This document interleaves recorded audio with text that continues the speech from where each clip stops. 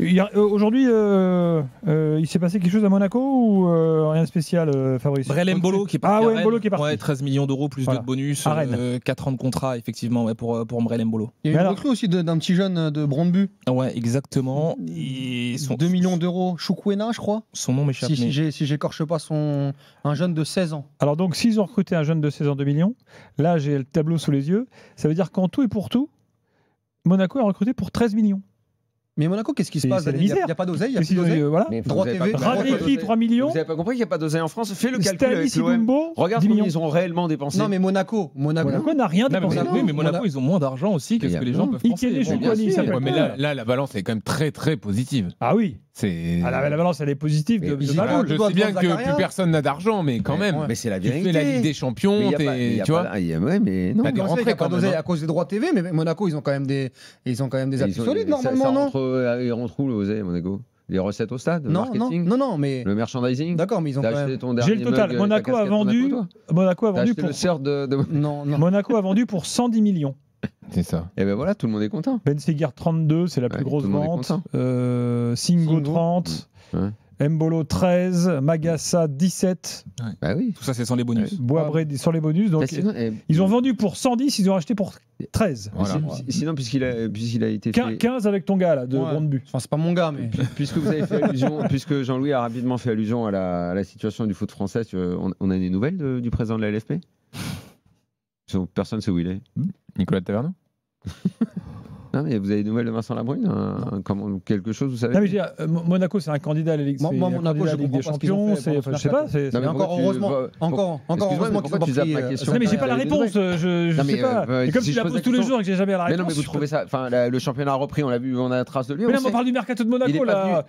Quelle est l'association d'idées qui t'a fait un. Mais parce qu'il a parlé de la situation du foot français. Je me demande. Je veux dire, je sais que les vagues, je sais qu'il quitte la piscine de Saint. Parce que depuis Saint-Rémy et la piscine. Normalement, il fait les visios. Mais là, même en visio, on l'a pas vu. Et parce que tout va bien, non? Après, il est président de la Ligue depuis quand? Depuis, je sais pas, 7 ans. 2021. Ah, c'est tout. Ouais. 2021. Chaque année, on l'entend jamais. Que ça se passe bien, que ça se passe mal. Mais là, il est carrément pas là du tout. Donc, même les visios au bord de la piscine, il n'y a plus. Il te manque? Non, c'est pour savoir. Je veux savoir qui dirige le foot. Si un jour il arrête, il va te manquer. Il va te manquer quand même un peu. Honnêtement, ça va aller. Ça va aller. Non, mais moi, c'est pas pour moi. J'en ai rien à cirer. Moi, c'est pour le foot français. La catastrophe, c'est le responsable numéro 1. On sait. Et la le catastrophe président maintenant est là. Et le président qui le soutient s'appelle Nasser Al-Khelaifi. Donc, si un jour il se passe quelque chose dans le foot français et enfin un président compétent prend les rênes, peut-être qu'on se redressera. Mais là, on ne va pas se redresser avec ce duo magique qui nous a mis dans la situation. Donc sur Monaco, tu peux me répondre à ma question? Il n'y a pas d'oseille. Il n'y a pas d'oseille. Il n'y a pas d'oseille. Si, il y a de l'oseille. Ils ont vendu pour 110. Ils nous disent pas, Thiago Scuro, quand il en parle, etc., que c'est banqueroute. Les autres, ils te disent qu'il y a de l'oseille. C'est pas vrai de dire qu'il n'y a pas d'oseille. Non, mais ils ont vendu pour 113, Daniel. Et les recrues. Ils sont pas obligés de dépenser l'oseille qu'ils ont. Non, mais les recrues, toi, le mercato, il te satisfait un peu de Monaco? Tu sens que. Moi, parce que je suis un peu inquiet, moi. Je rappelle que Dyer est venu libre. Parce que quand je vois là, tu as vu le banc de Monaco ce week-end contre Strasbourg? Mais moi, ils ont fait rentrer les mecs, on les connaît pas. Moi, je t'ai dit la dernière fois, Monaco, il y a juste mission revenir en Ligue des Champions. Il n'y a pas de mission. Il n'y a pas de mission. T'as pas beaucoup de marge. C'est pas mission, on veut être champion. C'est pas mission. C'est juste, on doit finir. Mais attention à pas se faire punir quand même. Parce que attention à pas se faire punir. Tu sais, c'est ce que se disent les autres aussi. Lille pense la même chose. Lille, à aucun moment, dans leur plan de marche, il y a le podium. Oui, mais rassure-moi, entre Monaco et Lille, ça va bien. En Monaco et Lille, l'exigence, elle est plus du côté de Monaco ou de Lille dans notre esprit? C'est la même. Pour toi, Monaco et Lille, c'est les mêmes clubs aujourd'hui en termes d'ambition. Alors, à Monaco, l'année dernière, on parlait de titiller le Paris Saint-Germain, se rapprocher. Nous, on s'est fourvoyé à parler de ça. Donc c'est fini. On acte. On s'est juste fourvoyé à parler de ça. D'accord, ok, très bien. Parce que nous, il y a le côté sportif, on se laisse prendre, on s'emballe, on aime bien, machin, mais on s'est juste fourvoyé. Non, mais même. Il n'est pas question pour Marseille ou Monaco de jouer le titre. Oui, d'accord, ok, pas jouer le titre, mais se renforcer. Est-ce qu'ils ont une meilleure équipe que l'an dernier? Non, mais est-ce que Lille, c'est pas plus renforcé que Monaco? Et pourquoi ils ont perdu Chevalier? Ils ont aussi vendu beaucoup. Ils ont perdu Diakité, ils ont perdu David.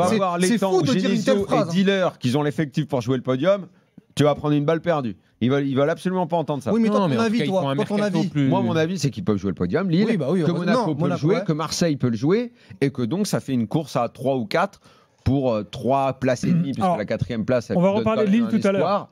Voilà, moi, je trouve que c'est terrible. Je trouve que c'est terrible pour Monaco de se dire qu'aujourd'hui, à la ligne de départ, Monaco et Lille sont dans la même case. Et parce qu'ils ne sont pas sûrs de l'avoir et donc de retrouver l'oseille qu'ils vont avoir par la Ligue des Champions, ils prennent les devants en ne dépensant pas trop, en mettant de côté, s'ils n'avaient que l'Europa League l'année prochaine. Enfin, ils viennent de vendre 100 bâtons, ils ont eu la Ligue des Champions, ils ont les recettes de la Ligue des Champions. Ils ont fait 16e de finale de Ligue des Champions. Ils ont des gros salaires, ils ont un peu de dépenses. Alors, il y a un autre club qui a vendu pour plus de 100 millions, c'est Lyon.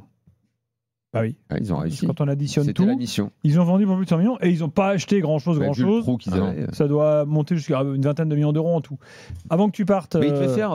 Oui, aujourd'hui, ils ont fait personne. Aujourd'hui, on s'attendait à plus d'arrivées. Il n'y a pas eu grand-chose. Il y a eu l'utilisation de Satriano, mais c'est tout. Ouais, il y a eu Satriano qui est arrivé en prêt d'1 million d'euros, prêt payant avec option d'achat de 5 millions d'euros. Non, il y avait la volonté. Franchement, il y avait plusieurs pistes. Et depuis plusieurs semaines. On a parlé de Sinayoko, on a parlé même de d'autres joueurs qui jouent dans des championnats moins UP en Europe, mais Mathieu Louis-Jean ne voulait pas faire pour faire, donc finalement il a décidé de retenir déjà ceux qu'il avait, notamment le petit Molébé, même s'il n'est pas amené à porter Lyon, mais il était pisté notamment par Séville avec une offre en prêt avec option d'achat de 10 millions d'euros. Ah non, ça s'est pas fait, il l'a retenu, parce qu'il fallait les refuser quand même, le prêt avec option d'achat de 10 millions d'euros pour un joueur qui n'a pas 90 minutes en Ligue 1, il fallait refuser. Et il a refusé, peut-être qu'il y aura des ajustements qui seront faits en janvier, mais l'idée pour lui c'était de vendre, et je crois que c'est Daniel qui l'a révélé ici, Mikotadze, et de garder Malik Fofana, et derrière ils vont miser sur les joueurs qu'ils ont actuellement. Moi j'ai pas compris la gestion de Mikotadze sur la fin de mercato. Ah bah moi non plus. Parce que sur la communication, je sais pas ce que vous en pensez, peut-être que je suis fou, hein. Mais sur la communication, je crois que Daniel l'avait dit, on le sait, il fallait sortir un gros joueur. Oui.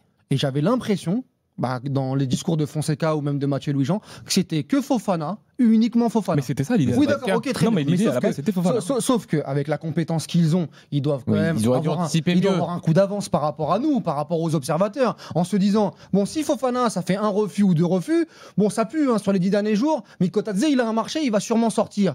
J'osais espérer que Mathieu Louis-Jean et Gerlinger avaient une ou deux cartes dans la manche si Mikotadze partait pour les 2-3 derniers jours pour faire un prêt d'un mec qui peut te mettre 15 buts en Ligue 1. Là, aujourd'hui, tu te retrouves avec Satriano qui sort des prêts. En prêt.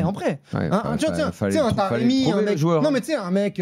Un Gonzalo Garcia. Je pensais à Gonzalo Garcia du Real, là, qui a pété le feu pendant la Coupe du Monde des clubs, qui va pas avoir une minute, vu que tout le monde est resté, les Hendrick, les Mbappé et tout, etc. Mais là, mais toi, tu dis ça, mais après, est-ce qu'il vraiment il pouvait faire un coup pareil? Ok, non, mais je dis intermédiaire, un peu moins. Enfin, je te dis ça. Je te donne un exemple. Mais en tout cas, un mec qui, sur une saison. Une saison Europa League et Ligue 1, tu vas aller avec Molébé, Alejandro Gomez. Ils ont su que Fofana voulait pas partir. Là, on est lundi, pas ce week-end, le week-end d'avant. Oui, Fofana a dit, la famille Daniel, a dit, il partira pas. Daniel, c'est toi qui disais à l'antenne, Mikotadze, attention. Mais eux, à chaque fois qu'ils parlaient, intransférable Mikotadze. Mikotadze, il a refusé, il a tout refusé, etc. Fonseca en parlait. Oui, parce que Fofana devait partir. Ok, très bien. Mais normalement, tu dois te laisser cette opportunité-là et avoir avec des agents un ou deux joueurs sous la main en disant, les gars, il peut nous arriver une dinguerie sur la fin de mercato. On va pas faire la Ligue Europa et la Ligue 1 avec Alejandro Gomez, Molébé et Satriano. On va quand même aller prendre un mec qui a une ou deux références, peut-être dans les championnats mineurs, un mec à relancer, mais pour avoir une solution en plus.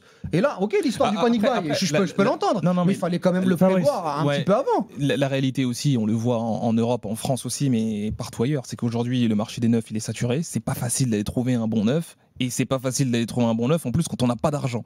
Donc je pense qu'ils ont ce double souci là sur Mikotadze.